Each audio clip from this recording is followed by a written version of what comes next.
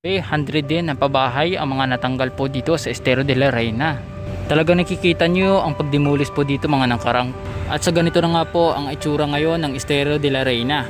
Kung nakikita niyo meron dito nga Chinese character. Grabe naman po talaga mga kababayan ang improvement po dito sa Estero de la Reina, na kung saan ito ay isa sa mga malaking squatter na mga nakatira po dito sa gilid ng estero. So ngayon talaga naman nakikita ninyo nga napakaaliwalas na ng lugar at naubos na lahat ng mga squatter at street leader.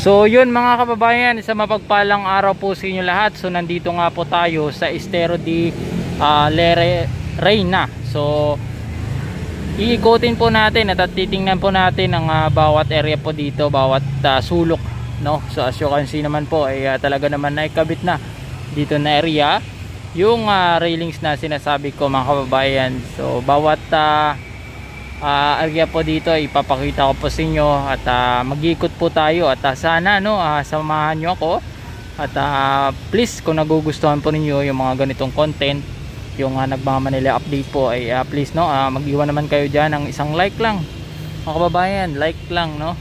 Comment din kayo kung ano yung masasabi nyo dito sa update natin so sa ngayon.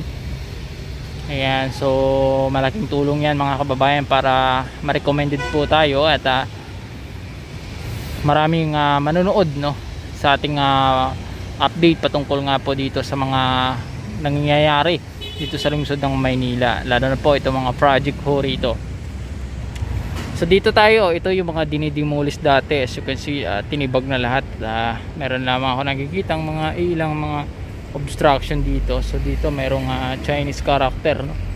Ayan.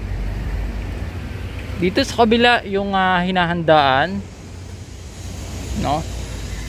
Ganito po mga kababayan ang update ngayong March 15. Time check po tayo, alas 3 po ng hapon no. So ganito po. So dito pagkakaalam ko mga kababayan, nakahanda na rin po itong mga poste para po sa railing. So yan po ikakabit din nila pa hanggang dun sa pinakadulo nitong Estero de la Reina. So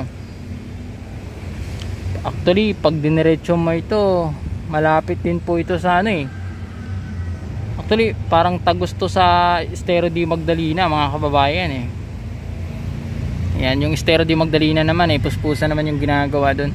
So dito tayo para magbigay update at grabe po yung improvement po dito sa Estero de la Reina.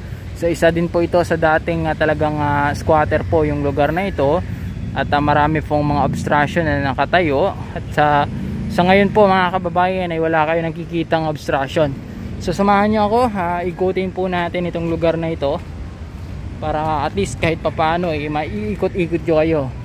Dito yung matagal ko nang inaantay kung kailan sila maglalagay ng ilaw dito. At itong plant box na ito, di ko lang alam kung kailan din nila lagyan po ito ng halaman. Kasi parang halaman itong ilalagay dito So ano kaya purpose nitong paglagay nila ng parang plant box dito, di ba?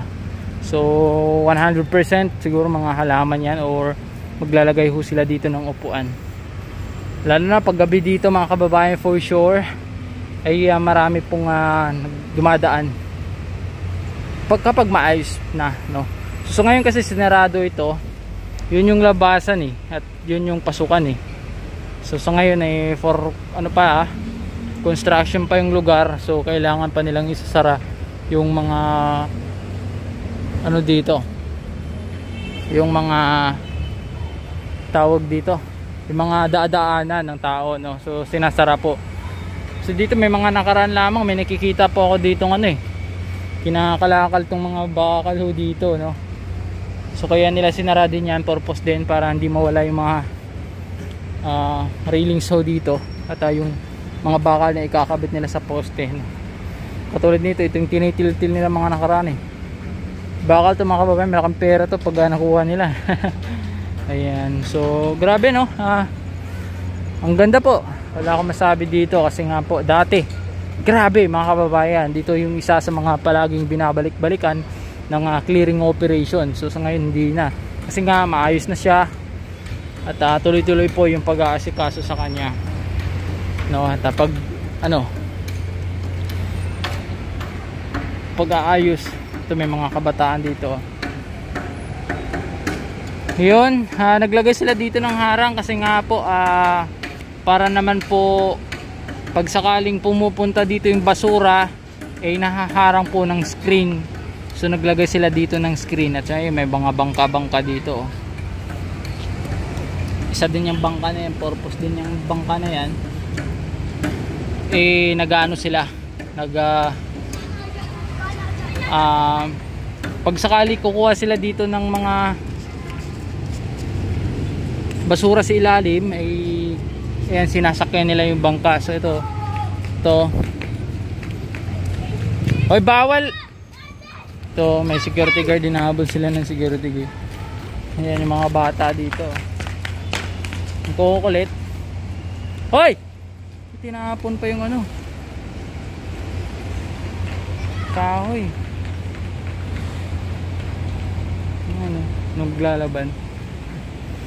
So continuous po tayo, abangan po natin yung mga gagawin at mga ikakabit dito sa Estero de la Reina, dito po sa may Binondo. Ayan, suppose natin. So malinis po ang ilog dito at meron lamang ako nakikita ditong dati pa naman talaga ito. Ayan, maitim. So si guard, pinost ko lang yung video natin kasi nga po mga kababayan, meron pong nakapagsabi sa akin, no, nagkwento yung guard dito na nagbabantay. Meron na palang guard dito mga kababayan nagbabantay. So ngayon, katulad na nakita nyo kanina sa video, ay binato yung kahoy dun sa tubig. So nagalit si guard at may nagkwento si guard sa akin, meron na daw siyang nahuli dito na pasaway, tinitil-til, nilagari yung bakal ho dito. So nagsabi sa akin na ang dami talaga daw pasaway na pumupunta dito, lalo yung mga kabataan matatanda, yung yung mga tatay ng mga batang yun, nagtitil-til ho dito ng bakal. So ngayon sinita ni Manong Guard, ang nangyari ho daw, pinusasan niya yung bata na nagtitil-til ho dito ng bakal at mapapaaway pa ata daw yung guard na yun, no? So yung guard, mamang guard po natin dito, ginagawa lamang po yung trabaho niya bilang pagbabantay dito po sa may estero na ito. At yung mga tulunggis naman na talaga na mga hindi nagpapaawat, no, pumapasok pa rin dito kahit meron po tayong security guard na nagbabantay ho dito. Meron na po mga kababayan, ayun po si Manong Guard sa bridge. Ayun, naka-white siya, i-zoom natin. Ang ganda mga kababayan dito. Ayun po si Manong Guard na nag-iikot ho dito. So kung nakikita ninyo po, ganito po ang sitwasyon dito po sa Estero de la Reina. At maganda siya mga kababayan kasi meron na siyang guard na nagbabantay po dito. Ayan, dito meron ditong mga parisan, no? Paris. Eko tayo. Ayan. So gusto ko talaga to balik-balikan kasi gusto ko makita yung paunti-unti, no, na pagbabago nitong Estero de la Reina. Ayan, ganda, Ayan. Yun mga kababayan, habang naglalakad tayo ay big shout out naman po sa ating mga OFW. Ayan, alam ko mga OFW lahat yung mga nanonood sa ating vlog at mga kababayan din nating dito sa Pilipinas. Road to 50k subscribers na po tayo. Mga kababayan, tulungan nyo ako maabot yung 50k subscribers, no? At malapit na naman ho yung eleksyon. Alam na kung sino ang dapat nating suportahan. Sa ating naman pag-vlog, lahat naman ng government sinusuportahan ko kung sino man yan Kung naalala niya sa vlog ko dati, yung 2020, yung pagtakbo ni Yorme yan, no? Si Yorme ho talaga yung sinusuportahan ko. Yorme Sara ako noon that time Ayan, grabe yung improvement ho dito sa may Estero de la Reina. Tuloy-tuloy po yung pagbabago, tuloy-tuloy po yung kanila pong pag-aasikaso po dito, no. So ito yung ilalim ng ito may parang bangka-bangka din dito. Ilalim ng bridge. So mayroon siyang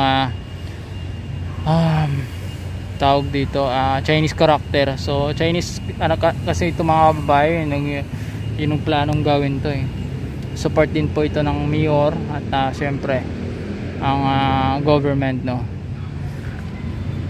Sabi kasi nila national government daw po itong nagpatayo nito.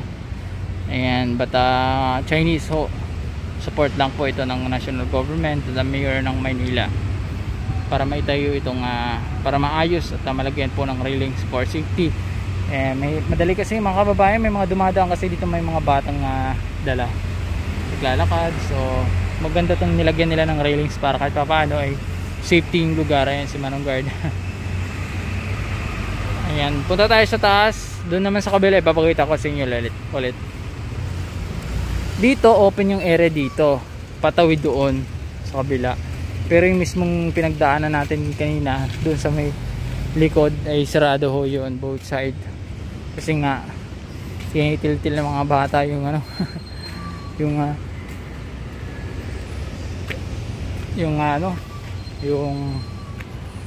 mga bakal. Yan yung mga dinidemolish dito dati.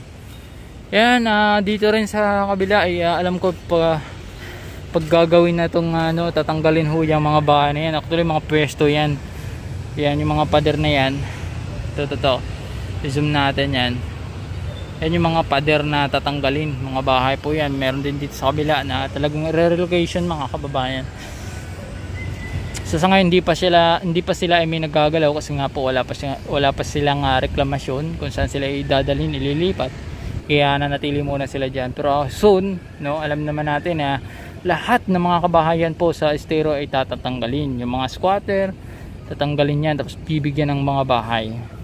So iwan ko mga kababayan, yung mga binibigyan ng mga bahay ay talaga naman nagreklamo na wala daw trabaho.